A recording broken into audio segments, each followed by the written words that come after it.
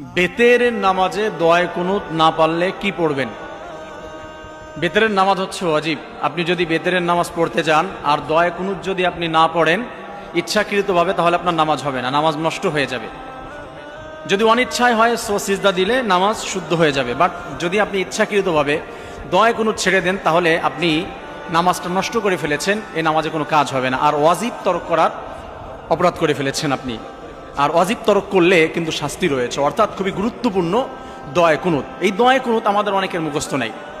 আল্লাহুম্মা ইন্না নাস্তাঈনুকা ওয়া নাস্তাগফিরুকা অনেক হার্ড একটা দোয়া অনেকের কাছে, বাট নট ফর মি, আমার জন্য বা যারা ইসলামিক লাইনে পড়াশোনা করেছে এদের জন্য নয়। অনেকের কাছে দোয়া কুনুতটা অনেক একটা কঠিন একটা দোয়া, এটা মুখস্থ যেন হতেই চায় না, এতবার পড়েছে তা মোটে মুখস্থ হয় না।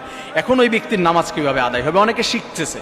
যদি কোনো ব্যক্তি শিখতে থাকে যে এখনও সে দোয়া কুনুত